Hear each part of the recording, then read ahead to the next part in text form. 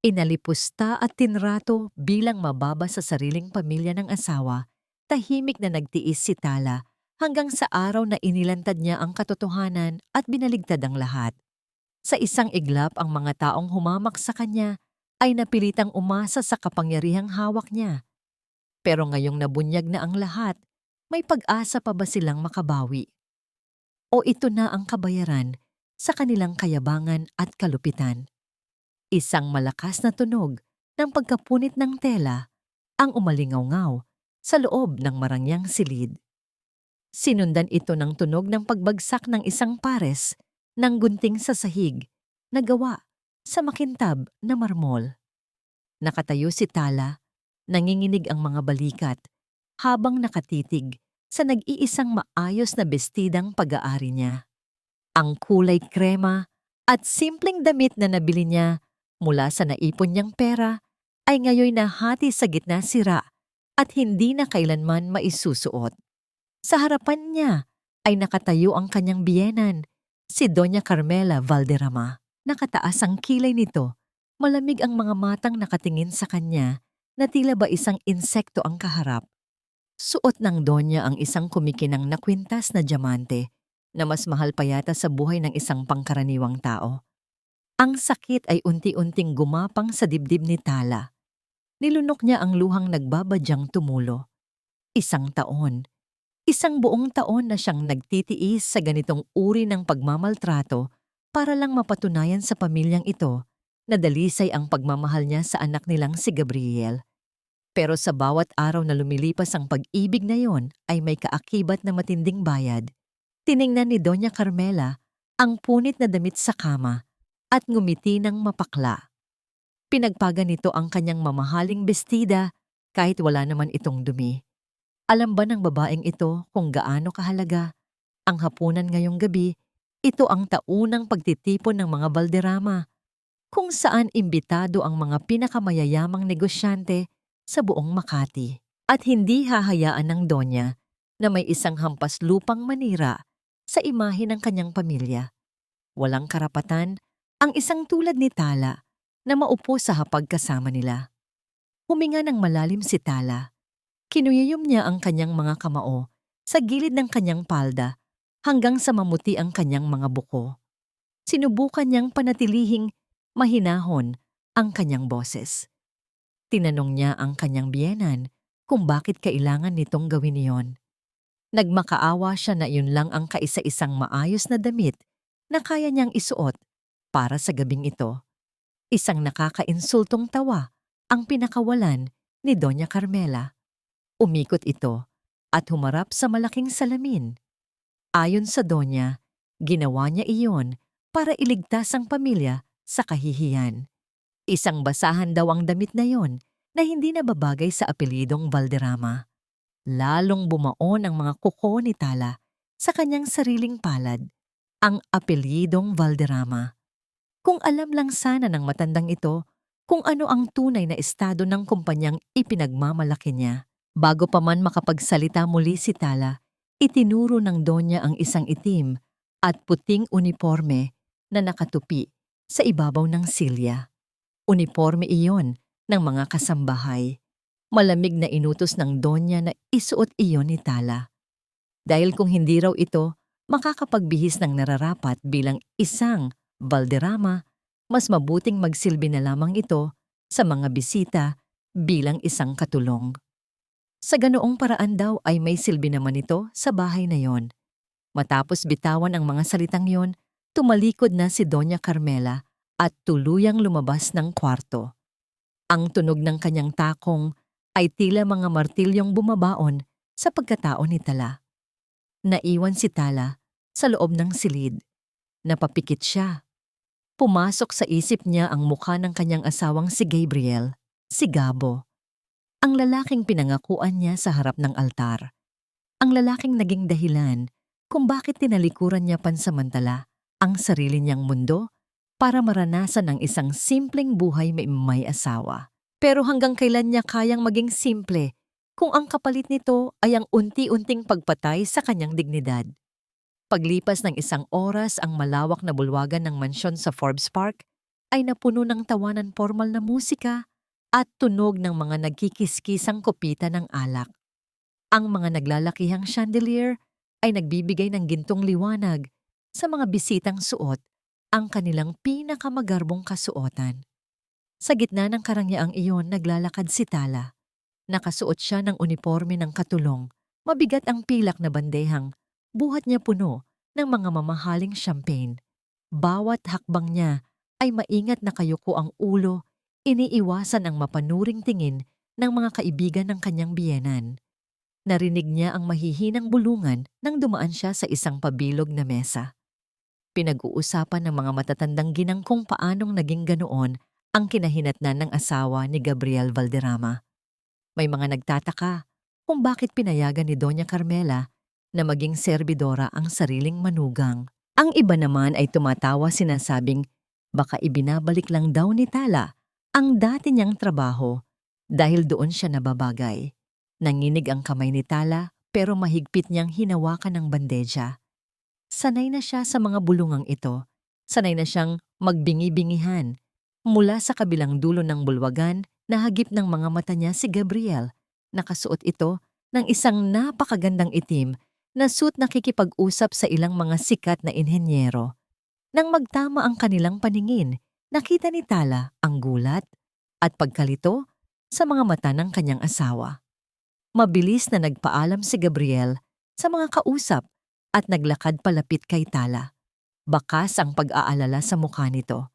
Tinanong ni Gabriel kung ano ang ginagawa ni Tala at bakit suot nito ang uniforme ng mga kasambahay.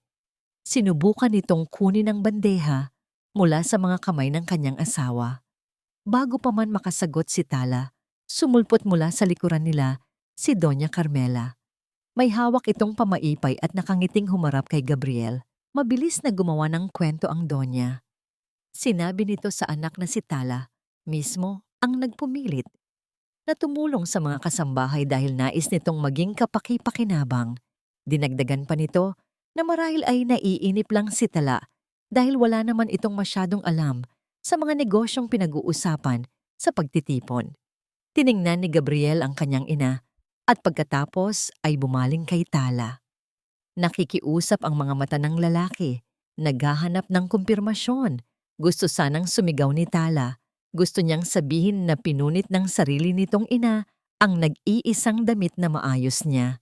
Gusto niyang sabihin na pinilit siyang isuot ang uniformeng ito.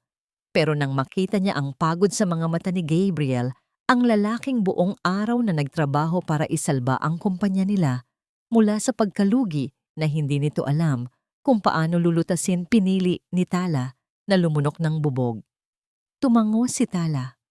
Pilit siyang ngumiti at sinabing totoo ang sinabi ng Donya. Nais lang talaga niyang tumulong. Nakita ni Tala ang pagluwag ng paghinga ni Gabriel. Isang patunay na nakahinga ito ng maluwag dahil naiwasan ang isang malaking gulo. Muling pinatunayan ni Gabriel na mas pipiliin nito ang kapayapaan ng pamilya kaysa sa pagtatanggol sa asawa nito sa harap ng ina. Bago umalis si Gabriel, para balikan ang mga bisita niya, palihim nitong hinawakan ang kamay ni Tala sa ilalim ng tela ng uniforme nito. Isang mabilis at mainit na pisil, isang paghingi ng tawad na hindi mabitawan ng mga labi. Nang mag-isa na lang muli si Tala sa kusina, tiningnan niya ang kanyang kamay kung saan dumampi ang init ng palad ng kanyang asawa. Dati, rati sapat na ang pisil na yon para pawiin ang lahat ng pagod at sakit niya. Dati-rati ang patagong pagmamahal na yon ang nagbibigay sa kanya ng lakas. Pero ngayong gabi, habang pinagmamasdan niya ang kanyang sariling refleksyon sa makintab na pinto ng oven, naramdaman niyang unti-unting namamatay ang init na yon.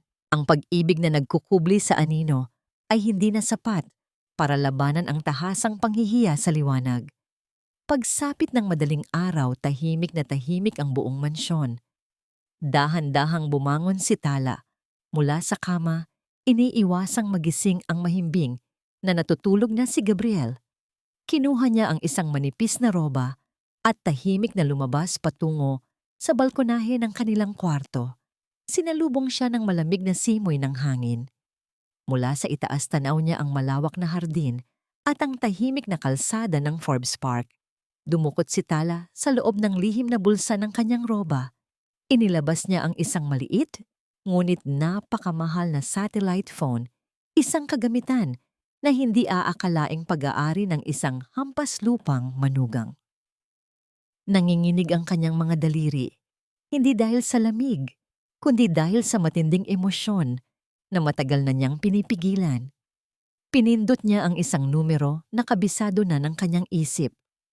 2 ring pa lamang ay may sumagot na sa kabilang linya, isang formal at malinaw na boses ng babae. Huminga ng malalim si Tala. Nang magsalita siya na wala ang malambing at maamong tono ng isang asawang sunod-sunuran. Ang boses na lumabas sa kanyang mga labi ay puno ng awtoridad, malamig at may diin. Tinawag niya ang pangalan ng babae sa kabilang linya. Clarice. Sinabi niyang tapos na ang panahon ng paghihintay. Oras na para kumilos. Pumikit si Tala habang inaalala ang mga panlalait ng kanyang biyenan, ang tunog ng gunting na pumunit sa kanyang damit at ang bulungan ng mga tao sa pagtitipon. Bumuka muli ang kanyang mga labi at nagbigay ng isang direktang utos. Inutusan niya si Clarice na gamitin ang pondo ng Hacienda de la Merced. Ang utos niya ay malinaw, bilhin ang lahat ng utang ng pamilya Valderrama, lahat ng nakasanglang ari-arian, lahat ng bank loans na malapit ng mag-default. Mula ngayon ang buhay ng mga Valderrama ay nakasalalay na sa kanyang mga kamay. Nang ibaba niya ang telepono, naramdaman ni Tala ang isang kakaibang ginhawa. Ang luhang kanina pa, gustong tumulo, ay tuluyan ng natuyo. Kung gusto ng kanyang biyenan ng isang laro, ng kapangyarihan at yaman, ibibigay niya ito. Pero hindi sa paraang inaasahan nito. Kinaumagahan, tila walang anumang nangyari. Nakaupo si Tala, sa hapagkainan nagtitimpla ng kape para kay Gabriel na abala sa pagbabasa ng mga ulat mula sa kumpanya. Pumasok sa silid kainan si Doña Carmela, nakasuot ng eleganteng damit pang umaga at may daladalang isang tasa ng tsa. May kakaibang angiti sa mga labi ng matanda, isang angiting may halong panlilibak at panalo. Umupo ang Donya sa kabilang dulo ng mahabang lamesa. Inilapag nito ang kanyang tasa at tumingin ng diretso kay Tala. Sa isang kalmadong boses nag-anunsyo si Doña Carmela na bukas ay may darating silang napaka-espesyal na bisita. Isang taong nagmula raw sa mataas na lipunan. Isang taong may pinag-aralan, may yaman, at may wastong asal. Tiningnan ng Donya si Gabriel bago muling ibinalik ang matalim na tingin kay Tala. Titira raw ang bisitang ito sa kanilang mansyon sa loob ng ilang buwan. At ang pangunahing dahilan para turuan si Tala kung paano maging isang tunay at kagalang-galang na asawa ng isang Valderrama. Dahil malinaw naman daw sa mga nangyari kagabi na napakarami pang dapat matutunan ng isang tulad niya. Natigilan si Gabriel sa pagbabasa at napatingin sa kanyang ina, waring tututol sa ideyang ito. Pero sa ilalim ng lamesa kalmadong humigop ng kape, si Tala. Walang kahit anong pagkabigla o sakit na rumehistro sa kanyang mukha. Gusto siyang turuan ng matandang ito kung paano maging isang tunay na reyna ng pamamahay na ito. Nakangiting ibinaba ni Tala ang kanyang tasa. Hindi niya kailangang matutunan kung paano maging isang reyna.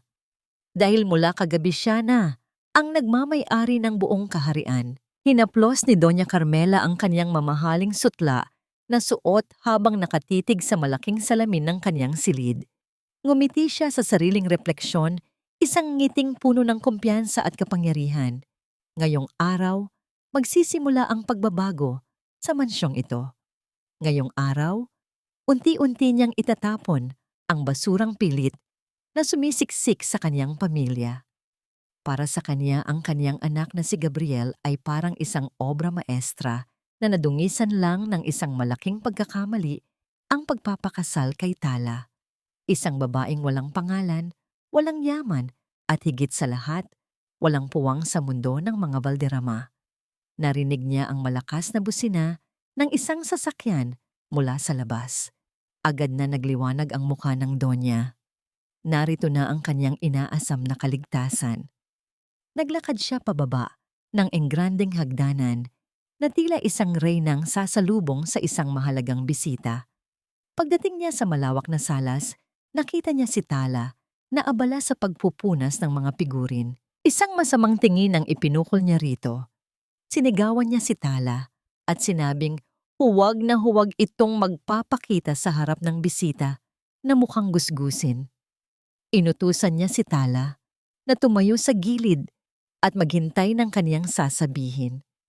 Para sa Donya ang pananatili ni Tala sa bahay na yon ay isang malaking pabor na dapat nitong ipagpasalamat araw-araw.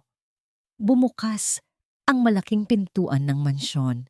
Pumasok ang sikat ng araw at kasabay nito ang pagpasok ng isang babaeng tila lumabas mula sa isang fashion magazine. Nakasuot ito ng isang elegante at pulang dress, may suot na itim na salamin. At bawat hakbang ng kanyang takong ay tila nagdedeklara ng kanyang halaga. Ito si Clarice. Sa paningin ni Doña Carmela, si Clarice ang sagisag ng lahat ng wala kay Tala, yaman, koneksyon, at higit sa lahat, ang kakayahang isalba ang kumpanya ng mga Valderrama mula sa malaking utang na kaniyang itinatago. Sinalubong ng Donya si Clarice ng isang mahigpit na yakap at halik sa pisngi. Tinawag niya itong hija sa pinakamalambing na tono na kaya niyang gawin.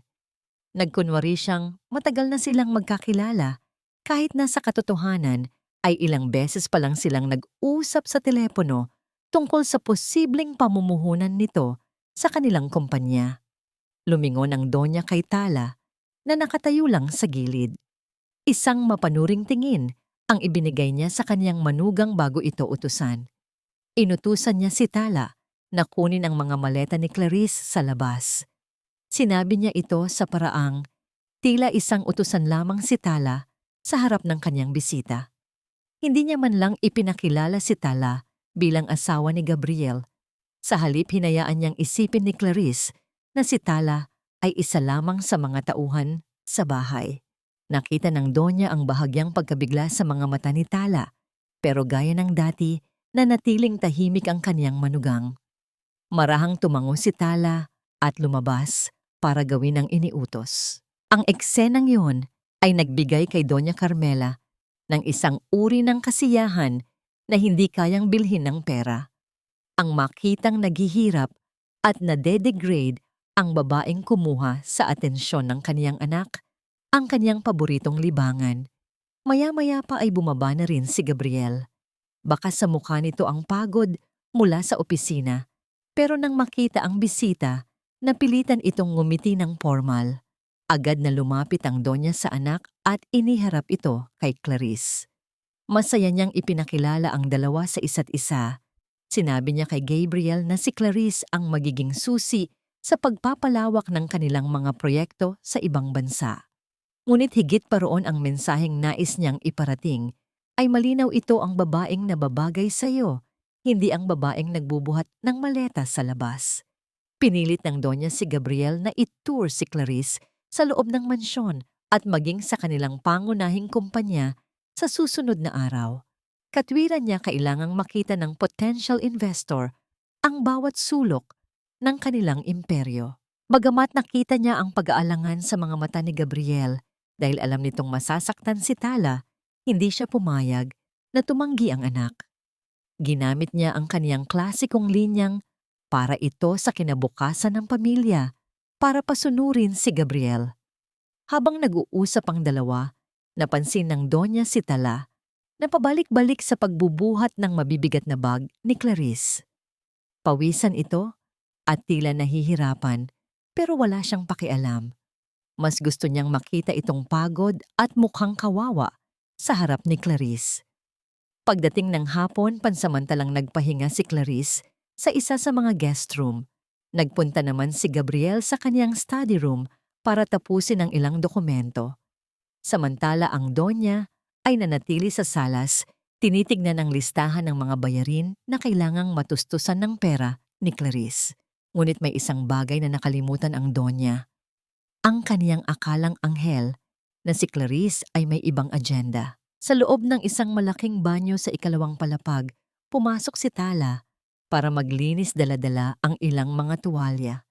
Hindi nagtagal ay pumasok din doon si Clarice, siniguradong walang nakakakita sa kanya. Sa sandaling sumara ang pinto, ang mapagmataas at kagalang-galang na anyo ni Clarice ay biglang naglaho. Mabilis na lumapit si Clarice kay Tala. Sa halip na utusan o laitin ang babaeng nasa harap niya dahan-dahan, itong lumuhod sa sahig.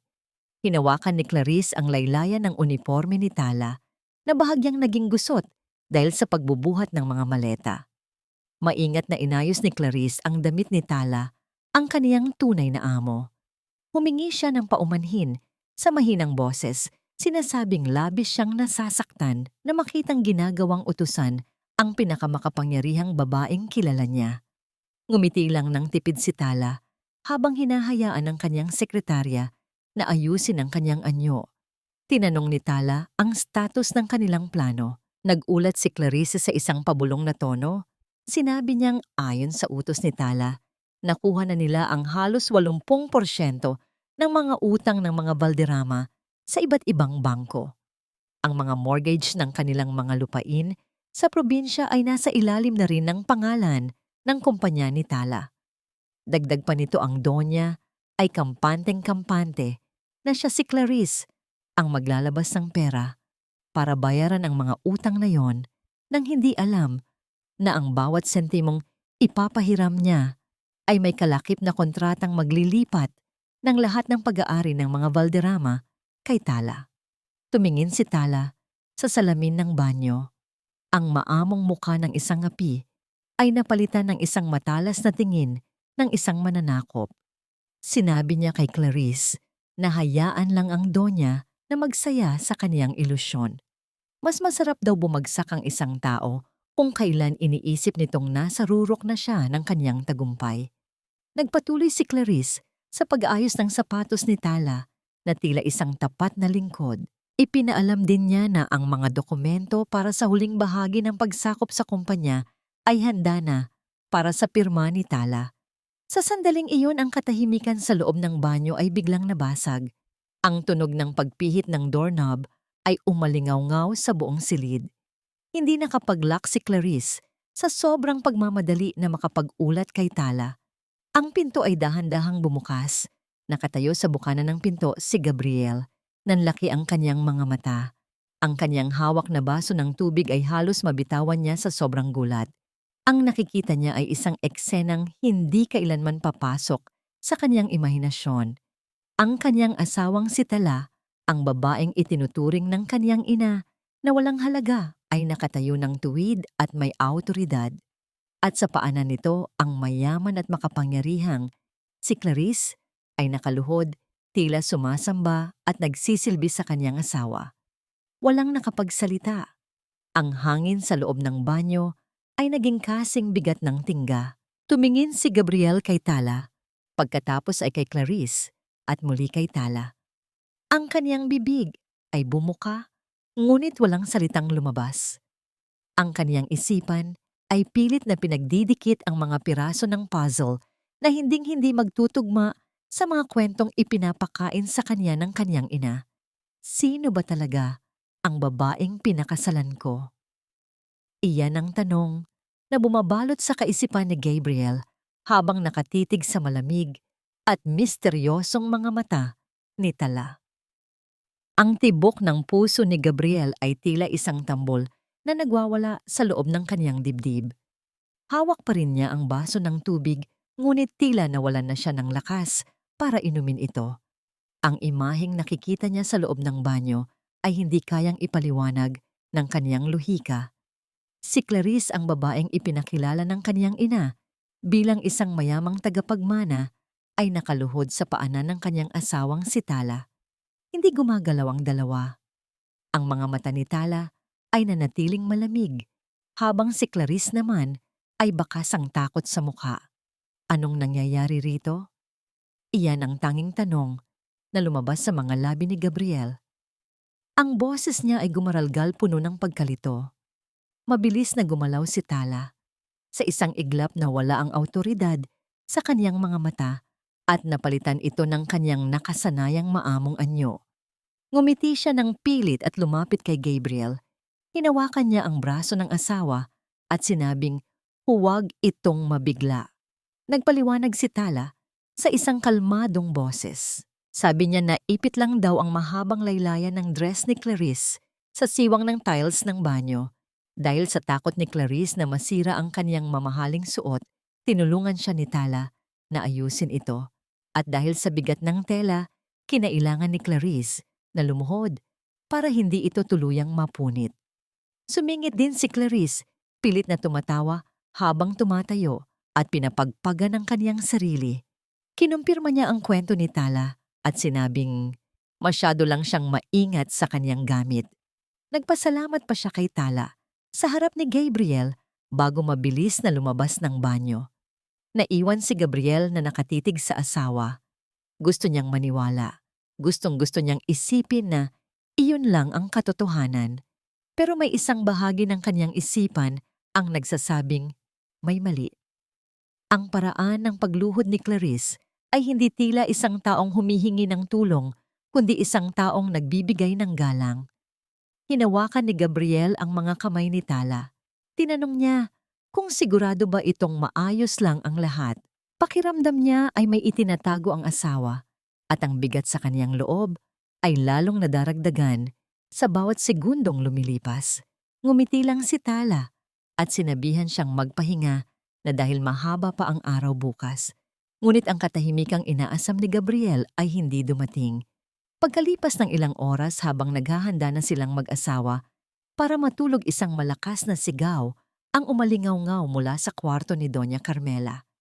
Sinundan ito ng mabilis na mga yabag ng paa patungo sa kanilang silid. Bumukas ng marahas ang pinto. Pumasok ang Donya na halos maghisterya na.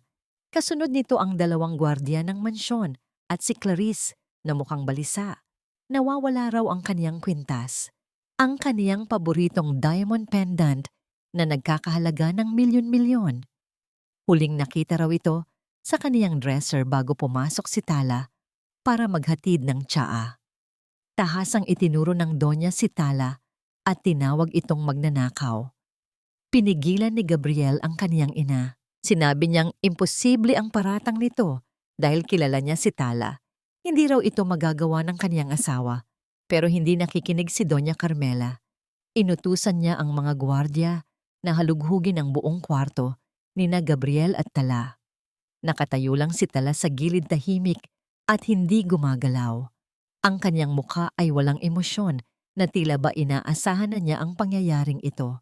Samantala, si Gabriel ay pilit na humaharang sa mga gwardya, pilit na ipinagtatanggol ang dangal ng kanyang asawa.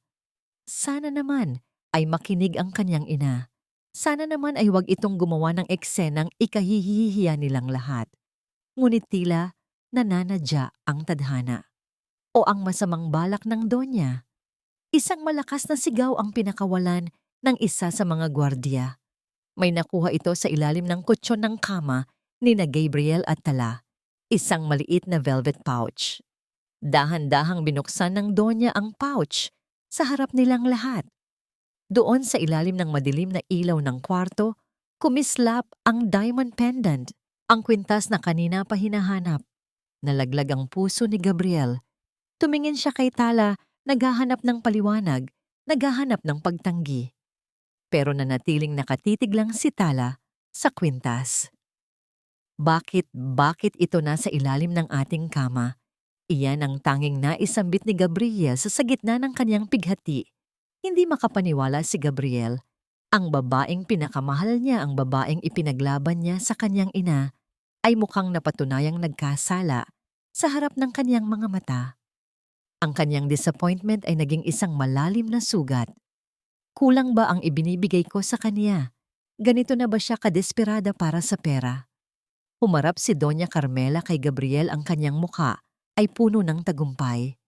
Lumapit ang matanda kay Tala at nang walang babala, isang malakas na sampal ang dumapo sa pisngi ng kaisa-isang babaeng minahal ni Gabriel. Tumalsik ang mukha ni Tala sa lakas ng pagkakasampal. Namula ang kaniyang pisngi pero hindi siya umiyak. Hindi siya gumanti.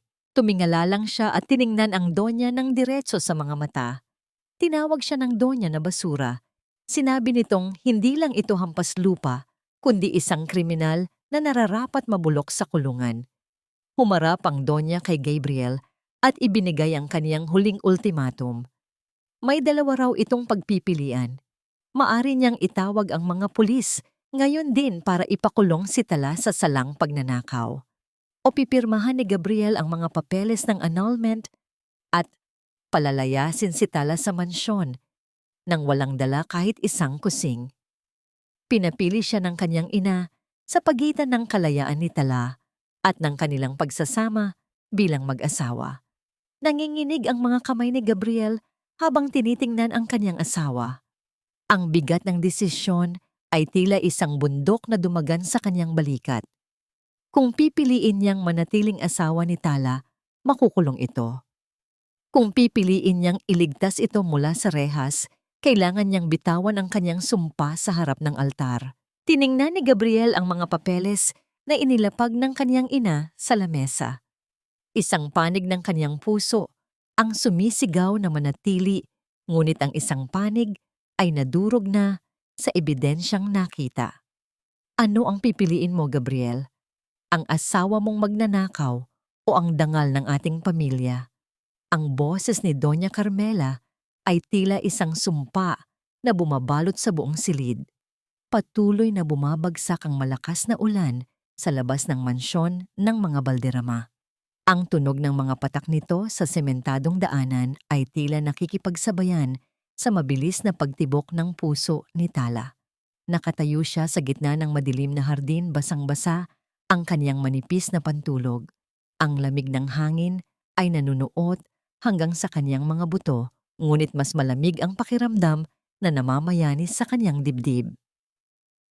Ang hapdi ng sampal ni Doña Carmela sa kaniyang pisngi ay unti-unti nang nawawala, napapalitan ng isang mas malalim at mas masakit na sugat.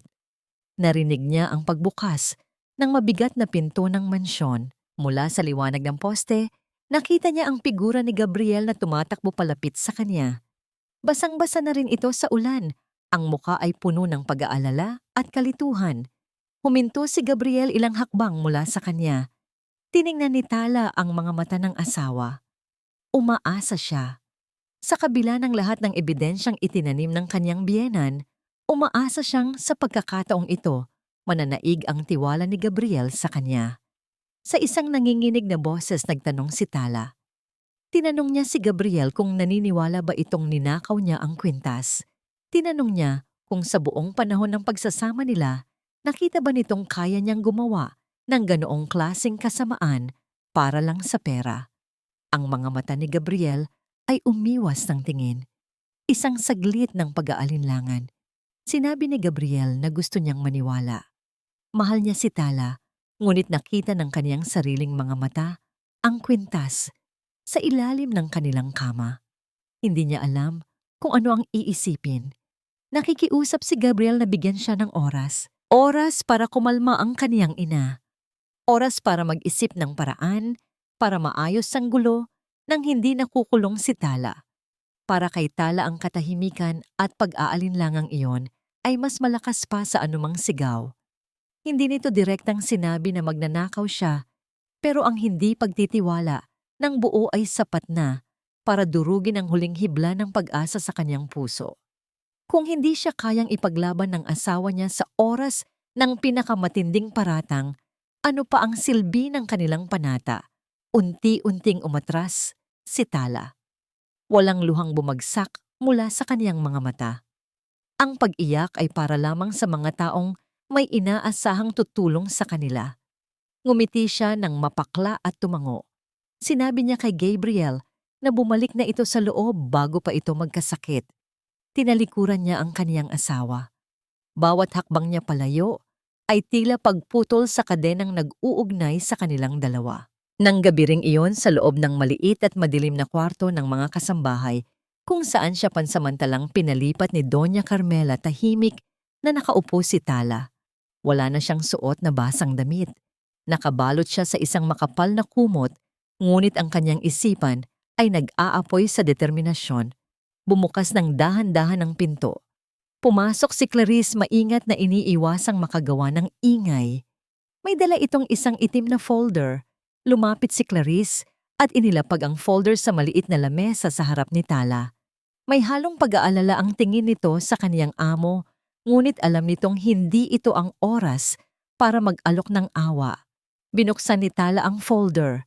Sa ilalim ng malabong liwanag ng lampara, binasa niya ang mga pahina. Ito ang mga opisyal na dokumento ng paglipat ng utang. Lahat ng pagkakautang ng mga Valderrama sa iba't ibang bangko ay formal ng mabibili ng Hacienda de la Merced. Kapag pinirmahan niya ito ang buong buhay at kinabukasan ng pamilyang umalipusta sa kanya, ay mapapasa kamay na niya. Kumuha si Tala ng itim na ballpen. Tiningnan niya ang kaniyang nanginginig na kamay. Isang patak ng luha ang pumatak sa gilid ng papel, isang patunay ng kaniyang namamatay na pag-ibig. Mabilis niyang pinunasan ang luha gamit ang likod ng kaniyang palad. Mariin niyang idiniin ang ballpen sa papel at pumirma. Inabot niya ang folder pabalik kay Clarice. Ang kaniyang boses ay kasing lamig ng yelo. Inutusan niya si Clarice na ipagpatuloy ang ikalawang hakbang. Kailangan na nilang isara ang patibong para kay Doña Carmela. Kinaumagahan ang sala ng mansyon ay napuno ng halakhak ni Doña Carmela. Nakasuot muli ito ng eleganteng damit na kaupo sa tapat ni Clarice habang umiinom ng tsaa. Sa paningin ng Donya ang araw na ito ay ang simula ng kaniyang tagumpay. Wala na si Tala sa kaniyang paningin at nasa harap niya ang sagot sa lahat ng problema ng kanilang kumpanya. Nakatayo si Tala sa hindi kalayuan may hawak na basahan at nagpupunas ng isang plorera. Tahimik siyang nagmamasid. Inilabas ni Doña Carmela ang isang makapal na kontrata na ipinahanda pa niya sa kanilang mga abogado. Ipinakita niya ito kay Clarice nang may matamis na ngiti. Ipinaliwanag ng Donya na ito ang kontrata para sa joint venture nila. Kapalit ng malaking puhunan na ipapasok ni Clarice, ibibigay ng Valderrama Group ang pamamahala ng kanilang pinakamalaking proyekto. Nagkunwaring nag-aalangan si Clarice. Tiningnan nito ang kontrata at nagtanong kung ano ang kasiguraduhan ng kaniyang pera. Ayon daw sa kaniyang mga financial advisor, medyo delikado ang lagay ng kumpanya ng mga Valderrama. Gusto raw niya ng isang konkretong kolateral. Nakita ni Tala ang bahagyang pagkabigla sa mukha ng kaniyang biyenan. Kumurap ang Donya, pilit na pinapanatili ang kaniyang mapagmataas na ngiti. Mabilis na sumagot ang Donya. Sinabi nitong walang dapat ipag-alala si Clarice. Bilang patunay ng kanilang mabuting hangarin, handa siyang isama sa kontrata ang huling 30% ng personal na sapi ng pamilya Valderrama bilang kolateral. Ito ang huling hawak ng mga Valderrama sa kanilang sariling kumpanya. At ngayon, kusang loob itong iniaalay ng Donya. Kumuha ng ballpen si Doña Carmela. Nang walang pag-aalinlangan, pumirma ito sa huling pahina ng kontrata.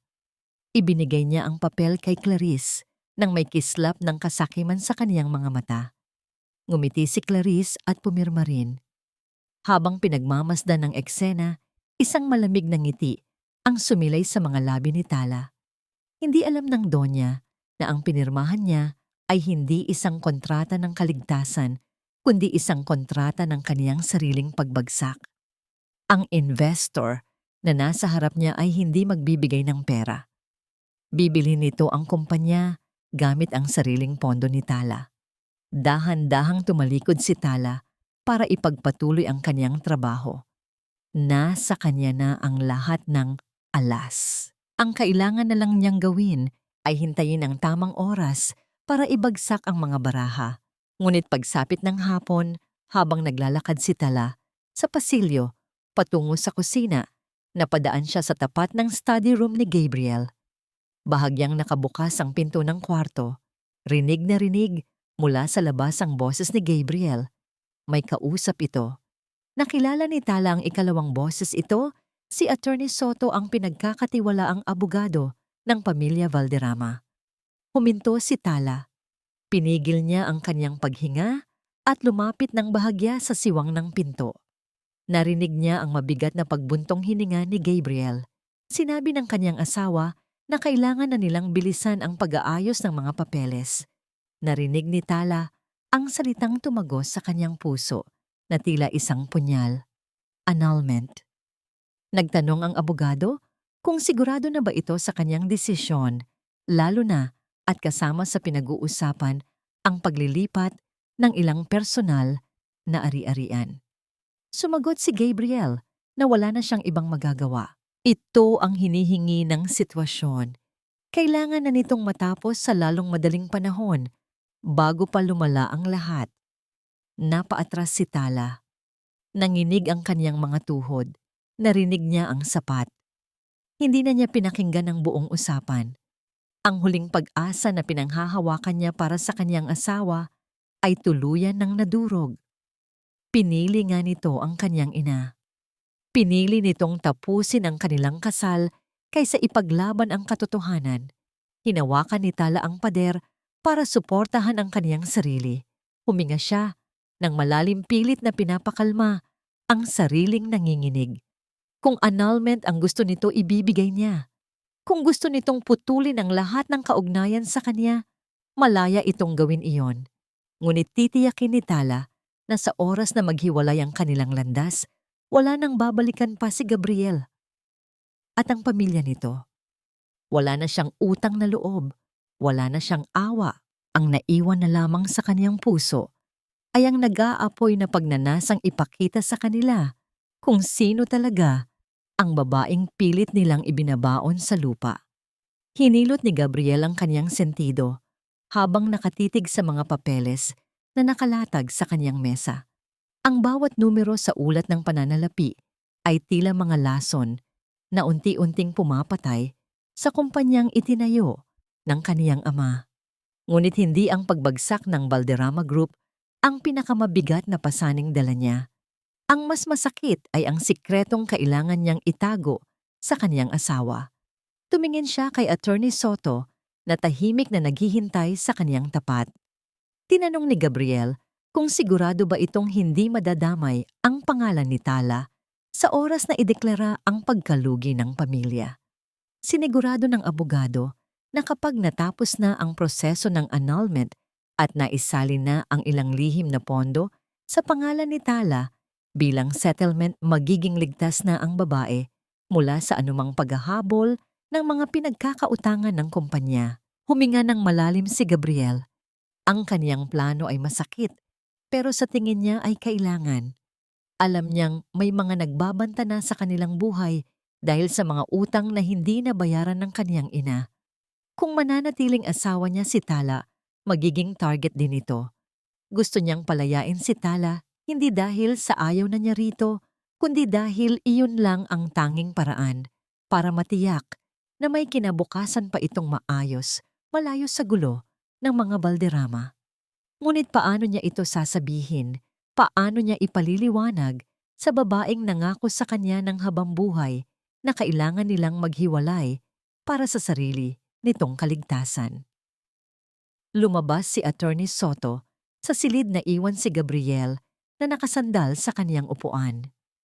Sa kabilang silid, narinig niya ang boses ng kaniyang ina na si Doña Carmela, masayang nakikipag-usap kay Clarice. Hindi nagtagal bumukas ang pinto at pumasok ang Doña. May dalang matamis na ngiti ang kaniyang ina, ngunit alam ni Gabriel na may kasunod itong hiling. Muling iginiit ng Doña na dapat nang iwan ni Gabriel si Tala. Sinabi nitong si Clarice ang tamang babae para sa kanya, maganda, matalino, at higit sa lahat may pera para isalba sila. Ngunit tumayo si Gabriel at sa unang pagkakataon, tahasan niyang hinarap ang kaniyang ina. Sinabi ni Gabriel na hindi niya kailanman mamahalin si Clarice. Sinabi niyang si Tala ang kaniyang asawa at hinding-hindi niya ito papalitan ng kahit sinong babaeng mayaman. Ang kaniyang boses ay puno ng paninindigan na bihirang makita ng Donya. Ngunit tila handa ang kaniyang ina. Biglang humawak si Doña Carmela sa kaniyang dibdib. Namutla ang mukha nito at nagsimulang humingal. Nagmakaawa ang Donya, sinasabing pinapatay siya ni Gabriel sa sama ng loob. Nagpatawag si Clarice ng doktor habang inaalalayan ang matanda patungo sa sofa. Doon muling naramdaman ni Gabriel ang kaniyang fatal flaw, ang kaniyang hindi matatawarang pagmamahal at obligasyon sa kaniyang ina. Natigilan siya, natakot siya na baka dahil sa kanyang katigasan ng ulo ay tuluyan ng bumigay ang puso ng Donya.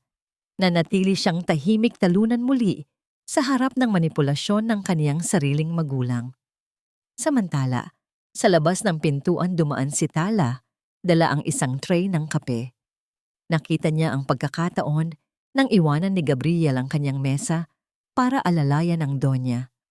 Dahil sa kuryosidad at sakit na nararamdaman mula sa narinig noong hapon, pumasok si Tala sa loob ng study room nang walang nakakakita. Nakita niya ang isang folder na naiwang bukas sa ibabaw ng mesa. Sa pinakataas na bahagi, nakasulat sa malalaking letra ang salitang Petition for Annulment of Marriage. Hindi na binasa ni Tala ang mga maliliit na letra sa ibaba. Hindi na niya nakita ang mga dokumentong nagpapatunay na binibigyan siya ni Gabriel ng sapat na yaman para sa kanyang proteksyon. Ang tanging tumatak sa kanyang isipan ay ang pirma ni Gabriel sa ilalim ng petisyon. Mabilis siyang lumabas bago pa siya mahuli. Ang kanyang puso ay tila naging bato. Ang bawat hakbang niya palayo sa silid na iyon ay tila paglilibing sa kanyang mga alaala. Kasama si Gabriel. Sumapit ang hapunan. Ang atmosfera sa loob ng silid kainan ay kasing lamig ng sementeryo. Nakaupo si Doña Carmela sa kabisera, tila himalang gumaling mula sa kanyang atake kanina. Katabi niya si Clarice na panakanakang sumuso. Tulyap kay Gabriel, si Tala ay nakaupo sa tapat ni Gabriel. Tahimik siya, hindi kumakain at ang kanyang mga mata ay walang buhay. Sinubukan ni Gabriel na kausapin ang asawa. Tinanong niya kung masarap ba ang pagkain, kung kumusta ang kanyang araw. Ngunit ang bawat tanong ni Gabriel ay sinasagot lamang ni Tala ng isang maikling oo o hindi. Ramdam ni Gabriel ang pader na itinayo ni Tala sa pagitan nila. Gusto niya itong abutin, gusto niyang hawakan ang kamay nito at sabihing, magtiwala ka sa akin, ginagawa ko ito para sa'yo. Pero alam niyang sa oras na sabihin niya iyon, masisira ang confidential na plano na maaring maglagay sa buhay ni Tala sa panganib mula sa mga pinagkakautangan nila. Pagkatapos ng hapunan, pumasok na sila sa kanilang silid.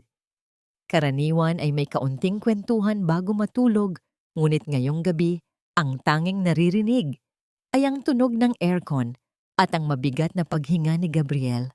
Humiga si Tala at agad na tumalikod kay Gabriel. Nagkumot ito hanggang sa balikat, tila ayaw mahawakan o madikit man lang sa kanyang asawa. Dahan-dahang humiga si Gabriel sa tabi ni Tala. Tiningnan niya ang likod ng kaniyang asawa. Gusto niya itong yakapin mula sa likuran, amuyin ang buhok nito na dati ay nagbibigay sa kanya ng kapayapaan. Inabot niya ang kaniyang kamay para hawakan ang balikat ni Tala. Ngunit bago pa man dumapo ang kanyang mga daliri, bahagyang gumalaw si Tala palayo. Ito ang wall of silence. Isang distansyang pisikal na sumasalamin sa pagkawasak ng kanilang emosyonal na koneksyon. Nanatiling gising si Gabriel ng mahabang oras nakatitig sa kisame habang sa kabilang panig ng kama, pigil ang paghikbi ni Tala na kaniyang nararamdaman sa bawat bahagyang pagyanig ng kutsyon. Kinaumagahan, tila may bagong enerhiya ang Donya. Habang nag-aalmusal silang lahat, kumatok ang Donya sa kaniyang baso gamit ang isang kutsara para makuha ang atensyon ng lahat. May malaking anunsyo ang matanda. Sinabi niyang sa susunod na linggo, magdadaos sila ng isang napakagarbong selebrasyon, ang ika-40 anibersaryo ng Valderrama Group. Tumingin ang Donya kay Tala nang may mapanuyang ngiti. Sinabi nitong sa gabing iyon, magkakaroon sila ng isang special surprise na hinding-hindi malilimutan ng lahat ng bisita, lalo na ni Tala. Ayon sa Donya iyon, ang gabing magpapalaya sa kanilang pamilya mula sa lahat ng pasanin at magsisimula ng isang bagong kabanata ng tagumpay. Hindi alam ni Gabriel kung ano ang balak ng kanyang ina, ngunit kinabahan siya. Sa kabilang banda, si Tala ay nanatiling kalmado. Tumingin si Tala ng diretso sa kaniyang biyenan at sa unang pagkakataon, sa loob ng 1 taon, hindi siya umiwas. Isang misteryosong nangiti ang sumilay sa mga labi ni Tala, isang nangiting hindi nagpapahiwatig ng takot, kundi ng isang tahimik na pagtanggap sa hamon. Handa na ang lahat para sa huling pagtutuos. Sa loob ng isang madilim at tahimik na silid, nakatitig si Tala sa kaniyang sariling refleksyon sa salamin. Wala na ang uniforme ng katulong na pilit na ipinasuot sa kanya ni Doña Carmela. Wala na rin ang bakas ng dumi o pagod sa kaniyang mukha. Dahan-dahan niyang itinaas ang kaniyang kanang kamay. Ang gintong singsing sa kaniyang daliri, ang simbolo ng kaniyang panata kay Gabriel, ay tila naging isang mabigat na kadena na sumasakal sa kaniyang pagkatao. Sa loob ng 1 taon, pinahalagahan niya ang singsing na ito, higit pa sa kaniyang sariling dangal. Inisip niya na hanggat suot niya ito, may pag-asa pa ang kanilang pag-ibig. Ngunit matapos marinig ang usapan ni na Gabriel at Attorney Soto tungkol sa annulment na laman ni Tala, na siya na lamang pala ang mag-isang lumalaban. Huminga siya ng malalim, isang malamig at matalim na hininga. Gamit ang kaniyang kaliwang kamay, dahan-dahan niyang hinugot ang singsing mula sa kaniyang daliri. Hindi ito naging madali. Tila ba ayaw nitong humiwalay, gaya ng kaniyang pusong pilit na kumakapit sa alaala ng isang masayang simula. Nang tuluyan itong matanggal, inilagay niya ang singsing sa loob ng isang maliit na pulang velvet box. Isinara niya ang kahon ng may pinalidad. Iyon na ang huling sandali na siya ay magiging si Tala Cruz ang Manny, ang maamo at sunod-sunuran na asawa ni Gabriel Valderrama. Kinuha niya ang isang bulak na may remover at marahas na ipinunas sa kaniyang mukha. Inalis niya ang maputla at simpleng ayos na kaniyang ginagamit para magmukhang hampas lupa sa harap ng kaniyang biyenan. Sa bawat kuskus niya, tila ba tinatanggal din niya ang bawat bakas ng pangaapi na kaniyang tiniis. Nang matapos siya ang bumulaga sa salamin, ay ang tunay na Tala de la Merced. Ang babaeng may matatalim na mata, matitigas na panga at isang awtoridad na hindi kayang bilhin ng anumang halaga. Dinampot niya ang kaniyang satellite phone at tinawagan si Clarice. Clarice, ang boses ni Tala, ay kasing lamig ng yelo sa gitna ng gabi. I-freeze mo ang lahat ng credit cards at personal lines ni Doña Carmela ngayon din. Gusto kong maramdaman niya kung paano mawalan ng kapangyarihan sa gitna ng kaniyang karangyaan. Sa kabilang bahagi ng Makati, sa loob ng isang eksklusibong jewelry store sa Greenbelt, kasalukuyang nakatayo si Doña Carmela. Napapaligiran siya ng 3 sales assistants na nag-uunahang magpakita ng mga pinakabagong disenyo ng diamante. Ito ang kukunin ko. Ang mapagmataas na sabi ng Donya habang itinuturo ang isang set ng kwintas at hikaw na nagkakahalaga ng 5 milyong piso. Isusuot ko ito sa anibersaryo bukas. Gusto kong makita ng lahat na ang mga Valderrama ay nananatiling nasa itaas. Inabot niya ang kanyang itim na credit card sa manager ng tindahan. Ang manager na nakangiti nang abot langit ay mabilis na ipinasok ang card sa terminal. Ngunit ang nangiti nito ay dahan-dahang naglaho nang marinig ang tunog ng error. Pasensya na po, Doña Carmela. Ang kinakabahang sabi ng manager. Decline po ang card ninyo. Baka po may problema lang sa signal. Subukan po natin ulit. Muling ipinasok ang card. Muling tumunog ang error. Declined. Nagbago ang timpla ng mukha ni Doña Carmela. Namula siya sa galit at hiyang nararamdaman habang na nakatingin ang ibang mga parokyano sa tindahan. Inilabas niya ang isa pang card mula sa kaniyang Hermes na bag. Subukan mo ito, imposibleng ma-decline ang mga cards ko. Ang bulyaw niya. Ngunit bawat card na ilabas niya mula sa gold hanggang sa platinum ay iisang resulta lamang ang ibinibigay ng machine, declined. Contact issuer. Nanginginig ang mga kamay ng Donya sa sobrang pagkapahiya. Sinigawan niya ang mga sales assistants, pinaratangan silang sira ang kanilang mga machine.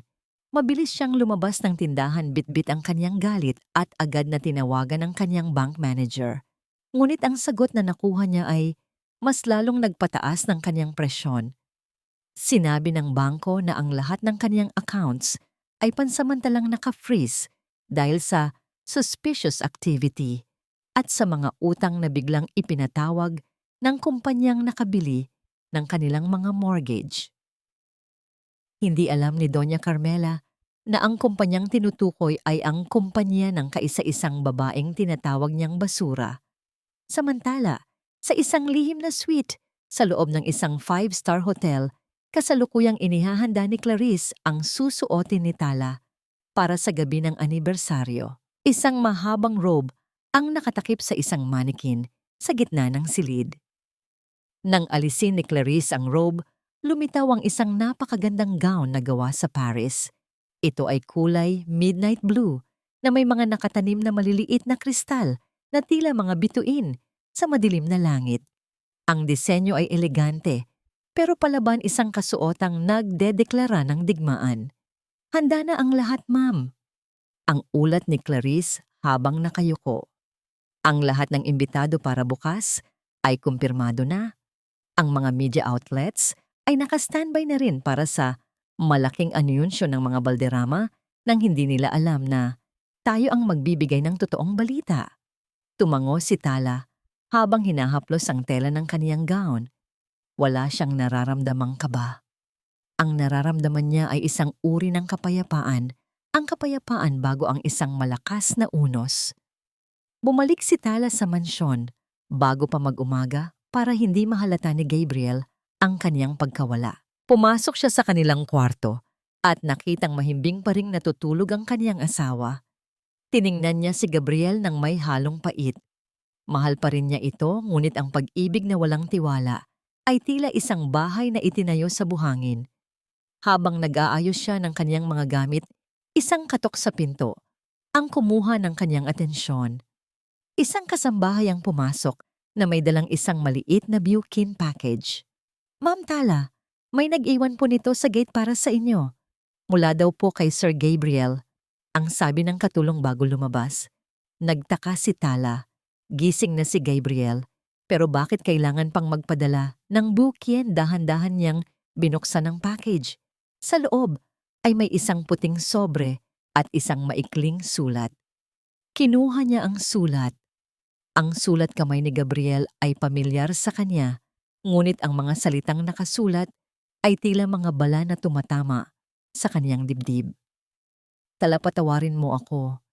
Ito lang ang tanging paraan na alam ko para mailigtas ka. Huwag kang pupunta sa party bukas. Umalis ka na ng bansa. May tiket na sa loob ng sobre. Kalimutan mo na ako. Kalimutan mo na ang mga Valderrama. Magsimula ka muli sa lugar na walang makakasakit sa iyo. Nanginginig ang mga kamay ni Tala habang binubuksan niya ang puting sobre.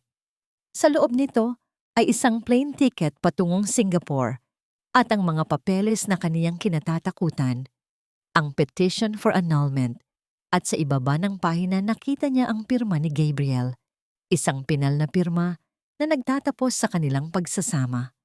Ngunit ang hindi alam ni Tala, ang mga papeles na ito ay may kalakip na isang lihim na kasunduan na naglilipat ng lahat ng natitirang yaman ni Gabriel sa kanya para sa kaniyang seguridad. Para kay Tala, ang nakikita lang niya ay ang pagtalikod ni Gabriel sa kanya sa oras na kailangan niya ng kakampi. Ang akala niyang proteksyon ay tinanggap niya bilang isang pagtataksil. Niyupi ni Tala ang sulat ni Gabriel. Ang kaniyang mga mata ay nag-apoy sa galit at matinding pighati. Akala mo ba ay tatakbo ako, Gabriel? Ang bulong niya sa hangin. Akala niyo ba ay ganoon lang ako, kadaling itapon? Inihagis niya ang plane ticket sa basurahan. Hindi siya aalis. Bukas sa gabi ng anibersaryo, haharapin niya ang lahat ng kaniyang kinatatakutan. At sa harap ng lahat ng tao, ipapakita niya sa pamilya Valderrama na ang bituin tala na pilit nilang ninaisan na maglaho ay ang siya palang susunog sa kanilang buong imperyo. Ang gabi ng paniningil ay malapit na. Nakatayo si Gabriel sa harap ng salamin. Inaayos ang kanyang kurbata, ngunit nanginginig ang kanyang mga daliri. Puno ng pait ang kanyang mga mata. Ang marangyang toksido na suot niya ay tila isang napakabigat na baluti na sumasakal sa kanyang pagkatao. Sa kabilang silid, narinig niya ang tawanan ng kaniyang ina. 1 taon. 1 taon niyang pinanood si Tala na magtiis, masaktan at maliitin sa pamamahay na ito. At ngayon, sa gabi ng anibersaryo ng Valderrama Group, parang siya pa ang magiging mitya ng huling pagsabog ng kanilang pagsasama. Napapikit si Gabriel ng mariin. Sariwa pa sa kaniyang isipan ang pagpirma niya sa mga papeles ng annulment. Hindi alam ni Tala ang katotohanan. Nadiskubre ni Gabriel mula kay Attorney Soto na ang kanyang ina ay pumasok sa mga mapanganib na transaksyon sa mga loan sharks at underground lenders para lang mapanatili ang imahe ng yaman ng pamilya. Nasa bingit na sila ng panganib. Kung mananatiling asawa niya si Tala, maging ang buhay nito ay malalagay sa peligro kapag hindi na nakabayad ang kumpanya.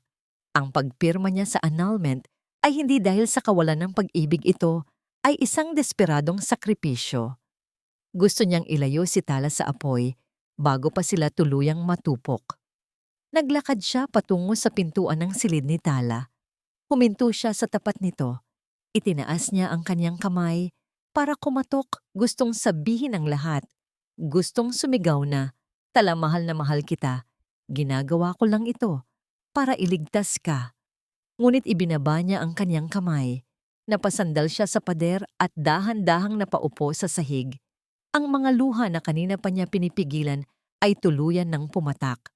Humagulgol siya ng walang tunog, kinakagat ang kanyang labi para hindi marinig ni Tala ang kanyang paghikbi. Sa huling pagkakataon, nanalangin siya na sana ay kunin ni Tala ang tiket at lumipad na ito palayo sa impyernong ito. Hindi niya kayang makitang masaktan pa ang babaeng kaisa-isang nagbigay sa kanya ng tunay na kaligayahan. Pagkalipas ng 2 oras, ang grand ballroom ng isang marangyang hotel sa Makati ay puno na ng mga pinaka-impluensyadong tao sa bansa. Ang mga makinang na chandelier ay nagbibigay ng nakakasilaw na liwanag sa mga bisitang suot ang kanilang mga terno at barong. Sa gitna ng entablado, nakatayo si Doña Carmela.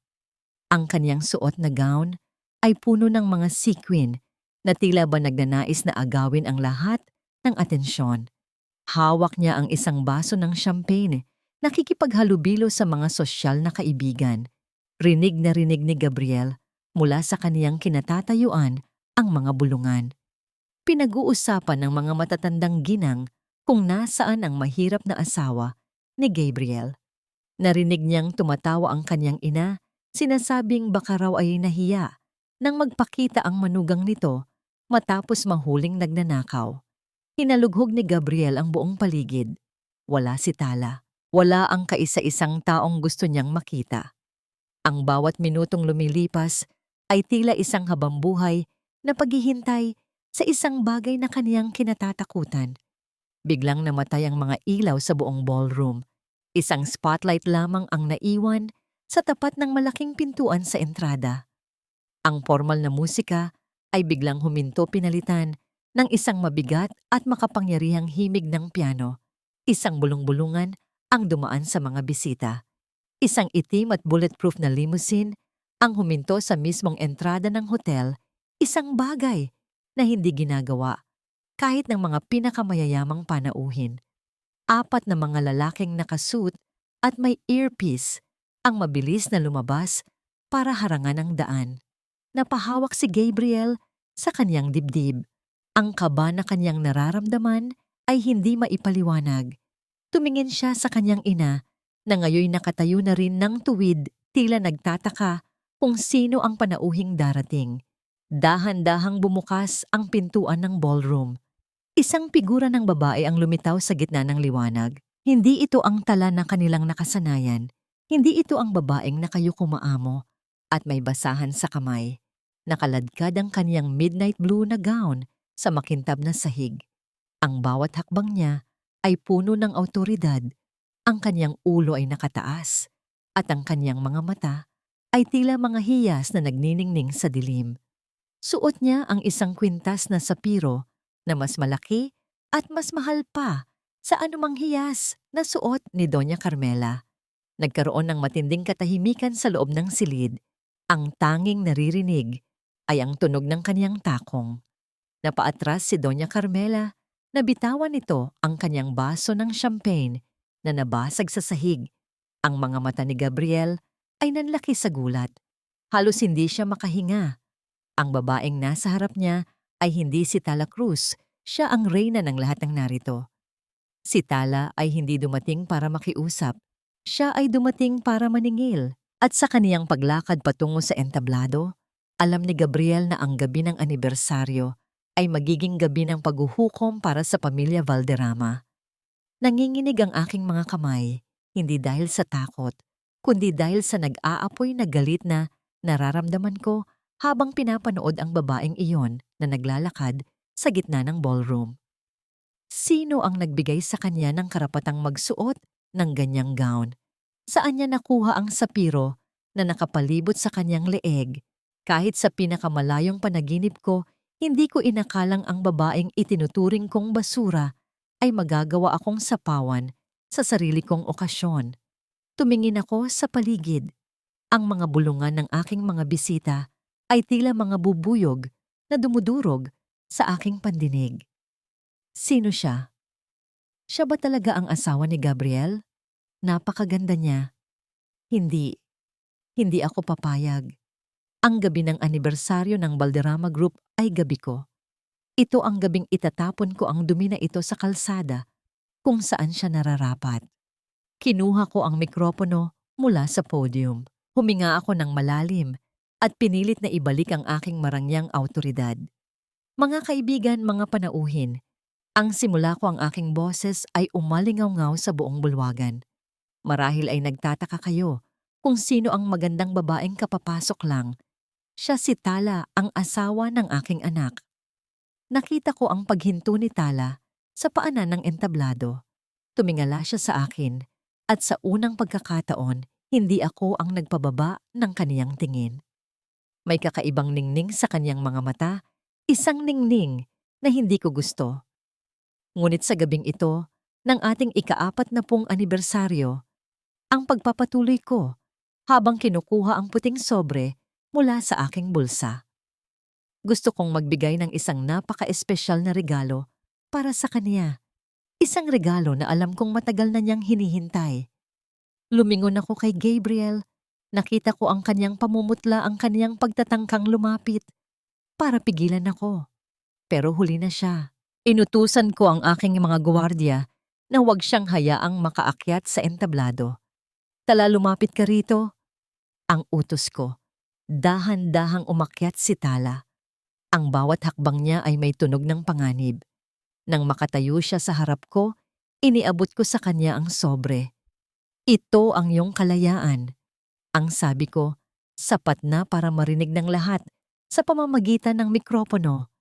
Ito ang mga annulment papers na pinirmahan na ni Gabriel, ang regalong magpapalaya sa iyo mula sa pamilyang hindi mo kailanman naging kapantay. Pirmahan mo ito ngayon din at umalis ka sa aming pamamahay nang may natitira pang kaunting dangal. Isang malakas na singhap ang nagmula sa mga bisita. Nakita ko ang mga kamera ng media na nag-uunahang kumuha ng litrato sa mukha ni Tala. Inasahan kong makakakita ako ng luha. Inasahan kong makikita ko siyang magmakaawa sa paanan ko gaya ng dati. Ngunit hindi. Kinuha ni Tala ang sobre. Tiningnan niya ang laman nito at pagkatapos ay tumingin siya kay Gabriel na nasa ibaba ng entablado. Nakita ko ang isang saglit ng hapdi sa kanyang mga mata, pero mabilis itong naglaho. Humarap muli si Tala sa akin. Isang mapait na ngiti ang sumilay sa kanyang mga labi. "Salamat sa regalo mo, Doña Carmela." Ang sabi niya, ang kanyang boses ay kalmado, ngunit tila may talim ng kutsilyo. Pero bago ko ito pirmahan, meron din akong regalong inihanda para sa'yo. Nagtaka ako. Ano ang sinasabi ng babaeng ito? Binaling ni Tala ang kaniyang paningin sa gilid ng entablado. "Clarice, pakiusap." Mabilis na naglakad si Clarice patungo sa gitna. Ang kanyang muka ay seryoso, walang bakas, ng pagiging palakaibigan na ipinakita niya sa akin nitong mga nakaraang araw. Inasahan kong tatayo si Clarice sa tabi ko bilang aking kakampi, ngunit ang puso ko ay tila huminto sa pagtibok nang makita ko ang susunod na nangyari. Lumampas si Clarice sa akin. Hindi niya ako tiningnan. Huminto siya sa harap ni Tala at dahan-dahang yumukod ng napakababa. Isang paggalang na ibinibigay lamang sa isang reyna. "Handa na po ang lahat, Ma'am Tala," ang ulat ni Clarice. "Ang lahat ng stocks, ang lahat ng utang, at ang lahat ng titulo ng pamilya Valderrama ay formal na nating hawak." Nabitawan ko ang mikropono. Ang tunog ng pagkakalabog nito sa sahig ay tila ang tunog ng pagguho ng aking buong mundo. Nanginginig ang aking mga labi. Tinanong ko si Clarice kung anong uri ng biro ito. Inasahan kong tatawa siya at sasabihing nagkakamali lang ako. Pero nanatili siyang nakatayo sa likuran ni Tala. Tumingin sa akin si Tala nang may matinding awtoridad. Hinawakan niya ang sapiro sa kaniyang leeg at humakbang palapit sa akin. "Hindi mo ba alam, Doña Carmela?" Ang bulong niya, ngunit ang kaniyang boses ay tila umalingaw-ngaw sa katahimikan ng ballroom. "Hindi ako ang nagpumilit pumasok sa pamilya niyo. Kayo ang nagmakaawa sa kumpanya ko para isalba ang inyong utang. Ang Hacienda de la Merced na pinagtataguan niyo ng inyong mga nakasanglang titulo, ako ang nagmamay-ari niyon." Napaatras ako hanggang sa tumama ang aking likod sa podium. Ang hangin sa aking baga ay tila naglaho. Ang kumpanyang ipinagmamalaki ko, ang pangalang Valderrama, na itinaas ko sa itaas ng lahat. Ngayong gabi, ang pagpapatuloy ni Tala habang dahan-dahang pinupunit ang soberanyang annulment na ibinigay ko sa kanya. "Hindi mo na ako mapapalayas dahil ang gusaling ito, ang kumpanyang ito, at maging ang mansyong tinutulugan mo ay akin na." Ang aking paningin ay nagsimulang magdilim. Ang mga mukha ng mga bisitang kanina ay hinahangaan ko ngayon ay puno na ng pangungutya at paghamak. Ang bawat diamanteng suot ko ay tila naging mga uling na sumusunog sa aking balat. Naramdaman ko ang pagbagsak ng aking imperyo sa paanan ng babaeng tinawag kong basura. Nakatitig ako sa mga piraso ng puting papel na dahan-dahang nalalaglag sa aking paanan. Ang bawat piraso ay tila isang alaala ng aking pagtitiis, isang sagisag ng isang taon ng pananahimik habang dinudurog ang aking pagkatao. Sa paligid ko, ang katahimikan sa loob ng ballroom ay kasing bigat ng isang paparating na bagyo. Ang mga bisitang kanina lang ay nagtatawanan at bumubulong ng panlalait ay tila naging mga estatwa. Ang kanilang mga mata na dati ay puno ng paghamak ay ngayon nanlalaki sa gulat at takot. Tumingin ako ng diretso kay Doña Carmela. Ang kanyang muka ay wala ng bahid ng kanyang marangyang awtoridad. Ang kanyang balat ay kasing puti na ng papel na pinunit ko. Nanginginig ang kanyang mga labi, sinusubukang bumuo ng mga salita, ngunit walang boses na lumalabas. Huminga ako ng malalim at sa unang pagkakataon, hinayaan kong umalingaw-ngaw ang aking tunay na boses sa buong bulwagan. Isang boses na hindi kailanman narinig ng pamilyang ito. Isang boses na hindi galing sa isang biktima, kundi sa isang nagmamay-ari.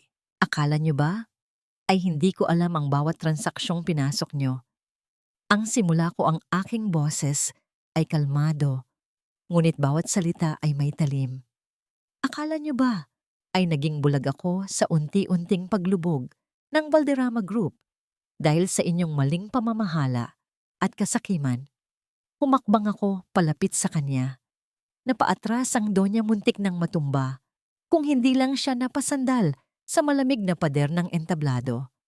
Ang mga utang na pilit ninyong itinatago sa inyong anak, ang mga lupain sa Batangas, at ang mismong mansyong tinitirhan ninyo na nakasangla na sa mga loan sharks.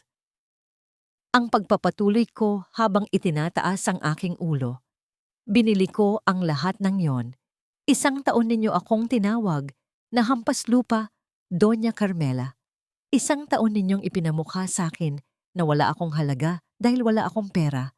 Pero habang tinatapon ninyo ang mga tira-tirang pagkain sa akin, dahan-dahan ko namang kinukuha ang bawat sentimong natitira sa inyong pangalan. Isang malakas na bulungan ang sumabog sa mga bisita. Hacienda de la Merced, ang narinig kong sambit ng isang negosyante sa unahan. Siya ang misteryosong CEO ng De La Merced. Tumingin si Doña Carmela kay Clarice ng may desperasyon. Ang kanyang mga mata ay nagmamakaawa, tila umaasa pa rin na ang lahat ng ito ay isang masamang panaginip. Hinawakan niya ang braso ni Clarice. Ang kaniyang mga kuko ay bumaon sa mamahaling tela ng damit nito. Clarice, sabihin mo sa kanya. Sabihin mo sa kanyang nagkakamali siya. Ang pagsusuma mo ng Donya. Ikaw ang investor namin. Ikaw ang magliligtas sa amin. Dahan-dahang inalis ni Clarice ang kamay ng Donya sa kaniyang braso. Walang bakas ng awa sa kaniyang mukha. Tumingin siya sa akin, naghihintay ng hudyat bago muling bumaling sa matanda. Pasensya na po, Doña Carmela, ang malamig na sabi ni Clarice. Ngunit gaya ng sinabi ko sa inyo, noong una, ako ay isang tagapamahala lamang. At ang babaeng nasa harap ninyo ngayon, siya ang tanging pinaglilingkuran ko. Ang bawat pisong ipinasok ko sa inyong kumpanya ay hindi galing sa akin. Galing iyon sa personal na pondo ni Ma'am Tala. Napaatras ang Donya. Ang kanyang tuhod ay tuluyan ng bumigay at dahan-dahan siyang napaupo sa sahig ng entablado.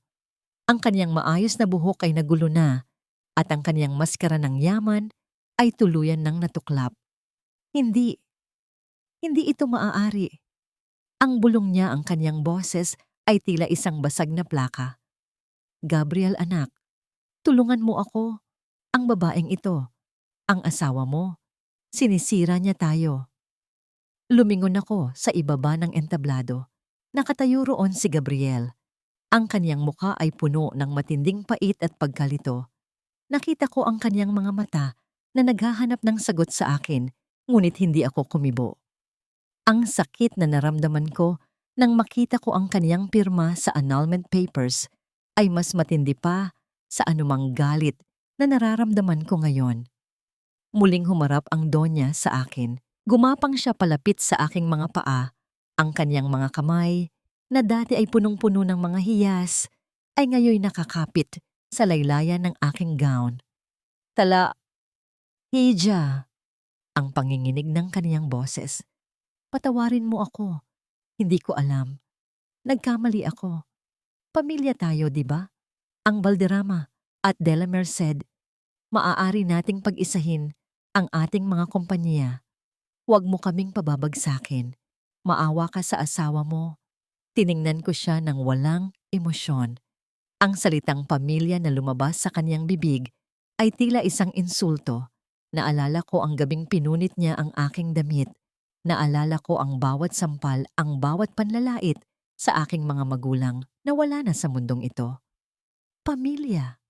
Ang tanong ko, ang aking boses ay puno ng pait. Noong pinilit mo akong magsilbi bilang katulong sa harap ng mga taong ito, naisip mo ba ang salitang pamilya? Noong itinanim mo ang kwintas sa ilalim ng aking kama para lang ipakulong ako, nasaan ang awa mo? Inalis ko ang aking gown mula sa kanyang pagkakahawak. Ang bawat hibla ng aking pagkatao ay nandidiri sa kanyang pagpapakumbaba na bunga lamang ng takot, hindi ng tunay na pagsisisi. Ang panahon ng awa ay tapos na, Doña Carmela. Ang sabi ko ng may pinalidad.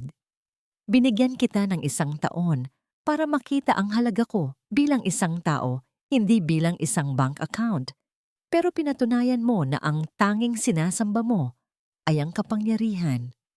Tumingin ako sa aking mga gwardiya na nakatayo sa gilid. Ilabas ninyo siya. Talahwag. Hindi mo ito magagawa sa akin. Ang sigaw ng donya habang pilit siyang itinatayo ng mga gwardiya. Ito ang kumpanya ko. Ito ang gusali ko. Hindi na. Ang huling hirit ko. Habang tinitignan siya ng diretso sa mga mata. Mula sa segundong ito, wala ka ng karapatang tumapak sa anumang pag-aari ng mga De La Merced. At ang mansyong ipinagmamalaki mo, mayroon kang 24 na oras para kunin ang iyong mga gamit bago ko ito ipandiskarga sa kalsada. Nagpumiglas ang donya sumisigaw ng mga sumpa at panalangin habang kinakaladkad siya palabas ng ballroom sa harap ng lahat ng kanyang mga kaibigan at kaaway. Ang kanyang mga hiyaw ay unti-unting humina hanggang sa muling bumalik ang katahimikan sa bulwagan. Humarap ako sa mga bisita. Isang formal at malamig na ngiti ang ibinigay ko sa kanila. Ipagpaumanhin ninyo ang abala. Ang selebrasyon ay tapos na. Maari na kayong umalis. Isa-isang nagsimulang magsipag-alisan ang mga tao, natatakot na baka sila ang susunod na mabiktima ng galit ng bagong reyna ng industriya. Nang lumingon ako, nakita ko si Gabriel na paakyat na ng entablado. Ang aming mga mata ay muling nagtagpo. Sa gitna ng malawak at bakanteng ballroom kaming dalawa na lamang ang naiwan. Ang hangin sa pagitan namin ay puno ng mga lihim na ngayoy nabunyag na at isang pag-ibig na tila naghihingalo na sa gitna ng digmaan ng yaman at dangal damgabong tampotragada. Naiwan ang katahimikan sa loob ng malawak na ballroom, isang katahimikang kasing bigat ng mga rebultong marmol sa paligid. Ang mga chandelier na kanina ay nagniningning sa karangyaan ay tila nagbibigay na lamang ng malamig at maputlang liwanag. Humakbang si Gabriel palapit sa entablado. Ang kaniyang bawat yabag ay umaalingaw-ngaw. Tila ba bawat hakbang ay isang pag-amin ng kaniyang mga pagkakamali.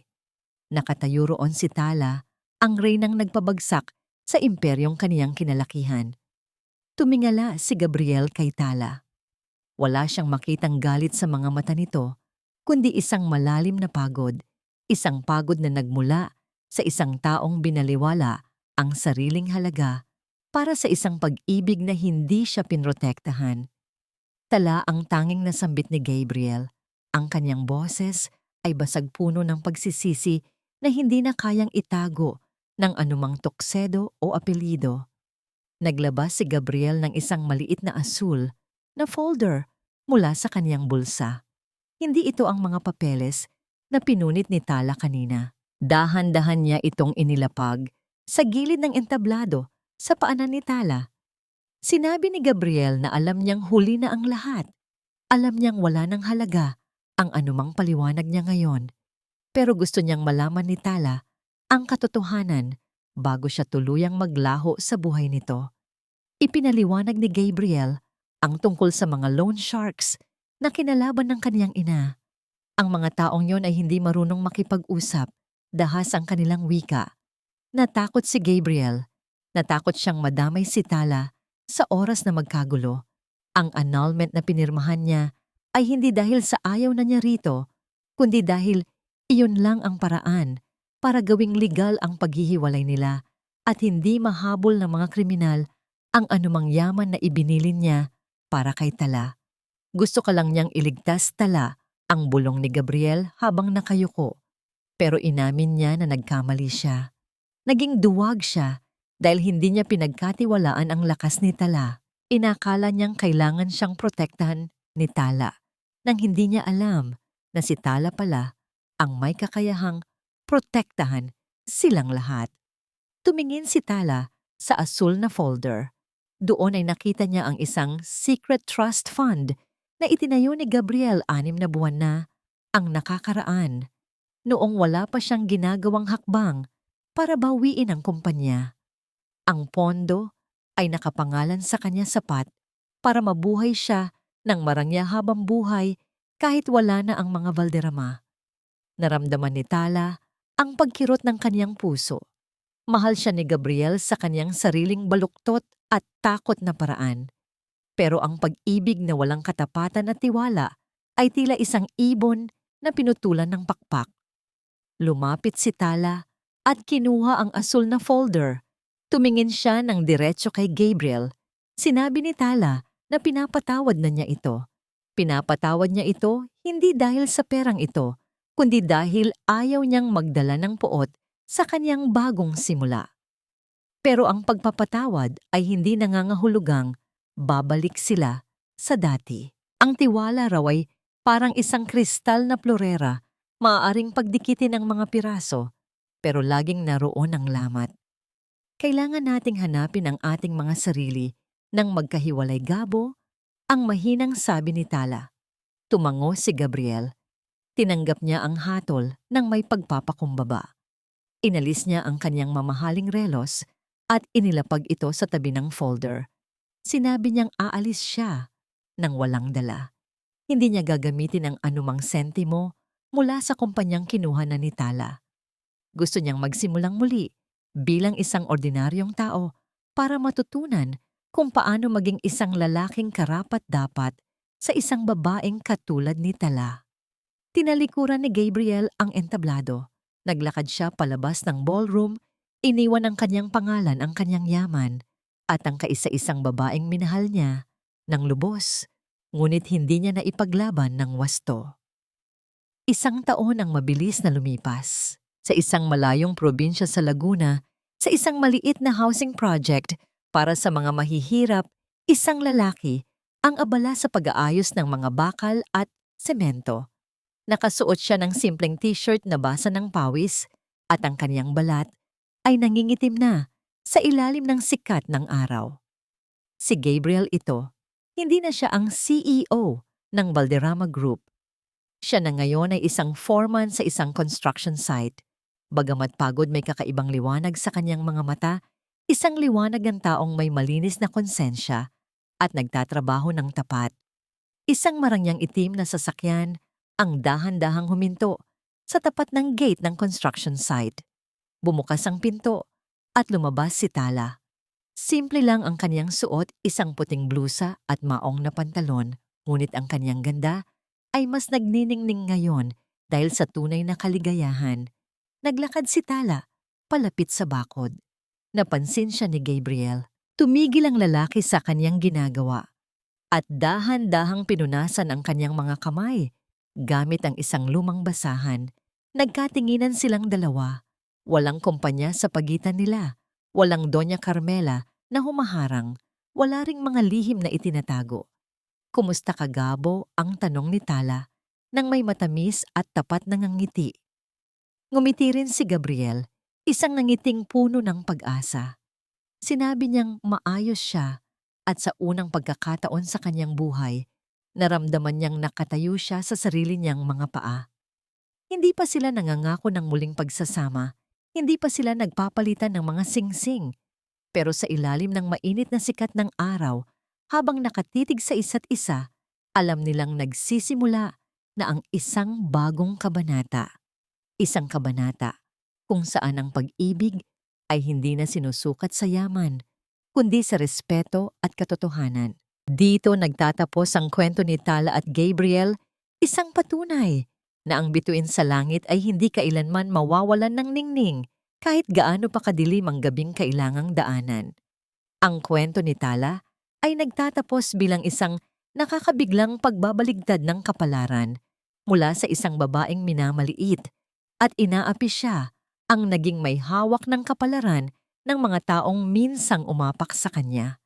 Nang mabunyag ang katotohanan, gumuho ang marangyang imahe ng pamilyang panlipunan at nahayag ang kanilang pagkukunwari at kabulukan. Ang mga taong humamak kay Tala ay humarap sa kapalit ng kanilang kayabangan at kalupitan habang siya ay nanindigan, may dangal lakas at tunay na halaga.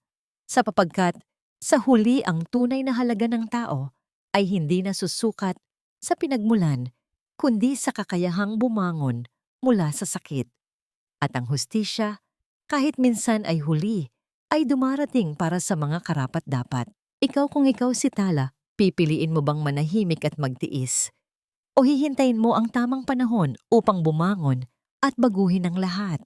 Sa tingin mo ba sa totoong buhay ang katotohanan ay laging nananalo laban sa panlabas na karangyaan? At ikaw, kumusta ka na ba ngayon? May mga pagkakataon bang naramdaman mong minamaliit ka? Tandaan mo karapat-dapat ka sa mas mabuti. Kung nais mong magbahagi, nandito lang ako, handa akong makinig at tunay na nagmamalasakit sa'yo.